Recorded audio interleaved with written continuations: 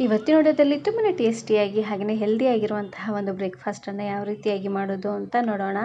ದಿನಾಲೂ ಅದೇ ಉಪ್ಪಿಟ್ಟು ಅವಲಕ್ಕಿ ಮಂಡಕ್ಕಿ ಎಲ್ಲ ತಿಂದು ಬೇಜಾರಾಗಿದ್ದರೆ ಒಂದು ಸಾರ್ತಿ ಈ ರೆಸಿಪಿನ ಮಾಡ್ಕೊಳ್ಳಿ, ಸಖತ್ ಟೇಸ್ಟಿಯಾಗಿರುತ್ತೆ ಅಂತಲೇ ಹೇಳ್ಬೋದು.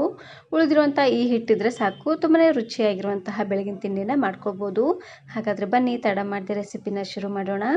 ಇದನ್ನು ಮಾಡಲಿಕ್ಕೆ ಮೊದಲು ನಾನಿಲ್ಲಿ ಸಣ್ಣ ಮಿಕ್ಸಿ ಜಾರ್ಗೆ 1 ಗಡ್ಡೆ ಆಗುವಷ್ಟು ಬೆಳ್ಳುಳ್ಳಿನ ಹಾಕೊಳ್ತಾ ಇದ್ದೀನಿ. ಹಾಗೆಯೇ ಇದ್ರ ಜೊತೆಗೆ ನಾನಿಲ್ಲಿ ಸ್ವಲ್ಪ ಕೊತ್ತಂಬರಿ ಸೊಪ್ಪನ್ನು ಸ್ವಲ್ಪ ಜಾಸ್ತಿ ಅನ್ನೋಂಗೆ ಹಾಕ್ಕೊಳ್ಳಿ, ರುಚಿ ಅಂತೂ ತುಂಬಾ ಚೆನ್ನಾಗಿ ಬರುತ್ತೆ.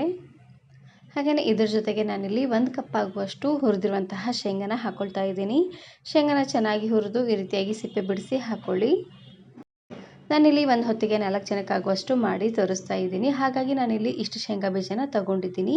ನೀವು ಸ್ವಲ್ಪ ಜಾಸ್ತಿ ಜನಕ್ಕೆ ಮಾಡ್ಕೊಳ್ಳೋ ಹಾಗಿದ್ದರೆ ಶೇಂಗಾ ಬೀಜನ ಸ್ವಲ್ಪ ಜಾಸ್ತಿ ಅನ್ನೋಂಗೆ ಹುರ್ಕೊಂಡು ಹಾಕ್ಕೊಳ್ಳಿ. ಇವಾಗ ನಾನಿಲ್ಲಿ ರುಚಿಗೆ ತಕ್ಕಷ್ಟು ಉಪ್ಪು ಹಾಗೆಯೇ 1 ಗರಿ ಆಗುವಷ್ಟು ಕರಿಬೇವು ಸೊಪ್ಪನ್ನು ಹಾಕ್ಕೊಂಡು ಇದಕ್ಕೇ ನಾನಿಲ್ಲಿ ಮೊದಲೇ ಹಸಿರು ಮೆಣಸಿನಕಾಯಿನ ಹಾಕ್ಕೊಂಡಿದ್ದೆ. ಹಸಿರು ಮೆಣಸಿನಕಾಯಿ ಹಾಕಿರುವಂತಹ ವಿಡಿಯೋ ಕ್ಲಿಪ್ ಮಿಸ್ ಆಗಿದೆ. ಇದಕ್ಕೆ ಸ್ವಲ್ಪ ನೀರನ್ನು ಹಾಕ್ಕೊಂಡು ಈ ರೀತಿಯಾಗಿ ಪೂರ್ತಿ ನುಣ್ಣದಾಗಿ ಇದನ್ನು ಗ್ರೈಂಡ್ ಮಾಡ್ಕೊಳ್ಬೇಕು. ನೀವು ಸ್ವಲ್ಪ ಹುಳಿಯಾಗಿ ಬೇಕು ಅನ್ನೋ ಹಾಗಿದ್ದರೆ ಇದಕ್ಕೇ ಹುಣಸೆ ಹಣ್ಣಿನ ರಸನೂ ಕೂಡ ನೀವು ಇಲ್ಲಿ ಹಾಕ್ಕೊಳ್ಬೋದು. ಇಲ್ಲಾಂದರೆ ಹುಣಸೆ ಹಣ್ಣನ್ನೇ ಸ್ವಲ್ಪ ಹಾಕ್ಕೊಂಡು ನುಣ್ಣದಾಗಿ ಗ್ರೈಂಡ್ ಮಾಡ್ಕೊಳ್ಳಿ. ಇವಾಗ ನಾನಿಲ್ಲಿ ಉಳಿದಿರುವಂತಹ ಪಡ್ಡು ಹಿಟ್ಟಿಗೆ ಸ್ವಲ್ಪ ತರಕಾರಿಗಳನ್ನು ಹಾಕ್ಕೊಳ್ತಾ ಇದ್ದೀನಿ. ಸಣ್ಣದಾಗಿ ಕಟ್ ಮಾಡಿರುವಂತಹ ಈರುಳ್ಳಿ, ಹಸಿರು ಮೆಣಸಿನಕಾಯಿ ಹಾಗೆಯೇ ಕರಿಬೇವು ಸೊಪ್ಪು, ಕೊತ್ತಂಬರಿ ಸೊಪ್ಪನ್ನು ಹಾಕ್ಕೊಳ್ತಾ ಇದ್ದೀನಿ. ಇದಕ್ಕೆ ಈರುಳ್ಳಿನ ಸ್ವಲ್ಪ ಜಾಸ್ತಿ ಅನ್ನೋಂಗೆ ಹಾಕ್ಕೊಳ್ಬೇಕು, ಅಂದರೆ ರುಚಿ ಅಂತೂ ತುಂಬಾ ಚೆನ್ನಾಗಿ ಬರುತ್ತೆ.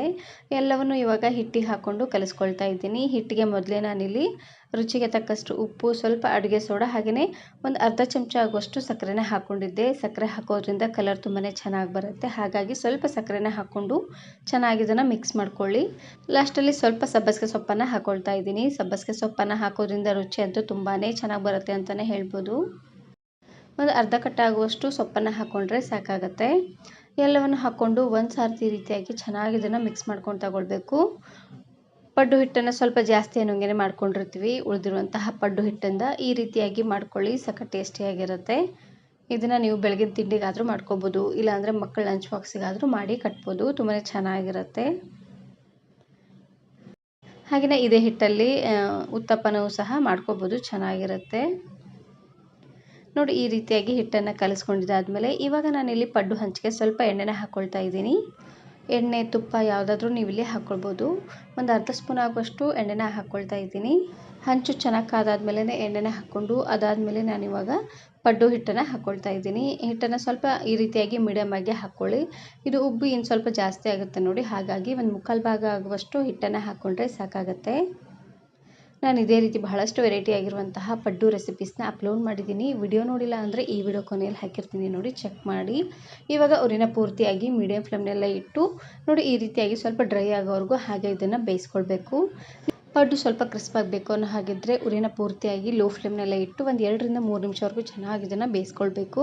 ಪಡ್ಡು ಸ್ವಲ್ಪ ಸಾಫ್ಟ್ ಆಗಬೇಕು ಅನ್ನೋ ಹಾಗಿದ್ದರೆ ಉರಿನ ಪೂರ್ತಿಯಾಗಿ ಹೈ ಫ್ಲೇಮ್ನಲ್ಲೇ ಇಟ್ಟು ಬೇಯಿಸ್ಕೊಳ್ಳಿ, ಚೆನ್ನಾಗಿರುತ್ತೆ.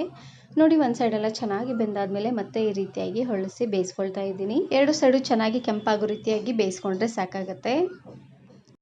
ಇದೇ ಹಿಟ್ಟಲ್ಲಿ ದೋಸೆನೂ ಸಹ ಮಾಡ್ಕೊಳ್ಬೋದು, ಅದು ಕೂಡ ತುಂಬಾ ಚೆನ್ನಾಗಿರುತ್ತೆ. ಕ್ರಿಸ್ಪಾಗಿ ಮಾಡ್ಕೊಳ್ಳಿ, ಚೆನ್ನಾಗಿರುತ್ತೆ. ನೋಡಿ 2 ಸೈಡ್ ಚೆನ್ನಾಗಿ ಬೆಂದಾದಮೇಲೆ ಇವಾಗ ನಾನಿಲ್ಲಿ ಒಂದು ಪ್ಲೇಟಿಗೆ ಎತ್ತಿಟ್ಕೊಳ್ತಾ ಇದ್ದೀನಿ. ಉಳಿದಿರುವಂತಹ ಪಡ್ಡು ಹಿಟ್ಟಿದ್ರೆ ಈ ರೆಸಿಪಿನ ಮಾಡ್ಕೊಳ್ಳಿ, ಸಖತ್ ಟೇಸ್ಟಿಯಾಗಿರುತ್ತೆ. ಈ ವಿಡಿಯೋ ಇಷ್ಟ ಆದರೆ ಈಗಲೇ ಒಂದು ಲೈಕ್ ಬಟನನ್ನು ಕ್ಲಿಕ್ ಮಾಡಿ ಫ್ರೆಂಡ್ಸ್ ಆ್ಯಂಡ್ ಫ್ಯಾಮಿಲಿ ಜೊತೆಗೆ ಶೇರ್ ಮಾಡಿ. Thanks for watching.